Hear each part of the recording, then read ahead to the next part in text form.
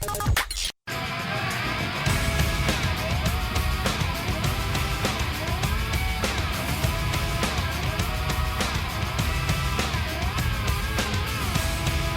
everybody, this is Mark Bozon with IGN Wii, and I'm here to give you a video review of Tony Hawk's Downhill Jam.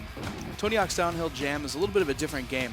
Rather than taking the route like Project 8, where they sort of took the main gameplay and expanded it into a 3D, go anywhere, do anything environment. Tony Hawk's Downhill Jam is inspired based on the downhill levels of the original Tony Hawk games. Downhill Jam features Tony Hawk as the only realistic character that's featured in the game. Other than that, there's 10 other skaters, and they've all got kind of this like Guitar Hero look to them. Really stylized, and all of them really different. Each one starts with different stats, and then you get different skateboards to unlock, and that actually expands your stats rather than powering up the actual characters. Rather than sticking to like official skate parks, Tony Hawk Downhill Jam actually takes like inspiration from different areas around the world. You'll be racing through 8 different locations. Samples of these different levels are San Fran, Hong Kong, Machu Picchu, and Edinburgh. Basically, these different areas are going to be broken up into chunks, and you can either race, slalom, you do trick, and then also there's like steal the head and this eliminate race mode. They'll take different sections of each world and kind of break it up and play them one chunk at a time. Or you can actually go through, you can even do it head-to-head with multiplayer and race from top to bottom through the entire area, which will take about 3 to 4 minutes depending on which track you're on. The first main thing you'll notice about Downhill Jam is that the style of the game is way different.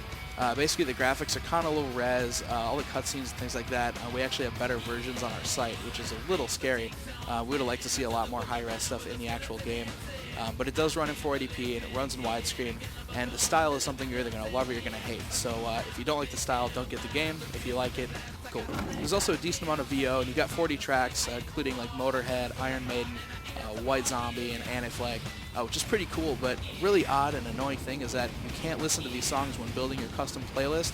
You just have to go off the names of them, and if you want to hear it, you actually have to go back into the game, listen to the song, and then come back in. One thing that is really nice, though, is that there's 4-player multiplayer. It's split screen. You can save ghosts and race against them, and it only uses the Wiimote on its side. You actually kind of tilt to race, and there's one trick button, one jump button, one grind button, and that's basically it. So if you get 4 players and you've got 4 Wiimotes, you've got an entire game in front of you. You don't have to get nunchucks, you don't have to spring the extra cash for it, and you can just go. While we're on the subject, though, the control isn't quite there. There's a little bit of a dead zone when you're trying to tilt the controller to steer your character. And the depth in the tricks, while they say there's the same amount, it really doesn't feel like it. You've got a few kick tricks, you've got a few grab tricks, you can do different kinds of grinds, and they're like really off-the-wall special moves. But aside from that, it does feel a little bit shallow. Basically, you're trying to get from top to bottom of the level, regardless of what you're doing. All in all, I'd say Tony Hawk is a pretty decent game. It's got some really fun stuff, but it definitely has some flaws to it. If you're interested in getting the game, don't be discouraged by this review. It's still pretty fun, but it's not going to take the crown from SSX3 as being the best downhill game on a Nintendo platform.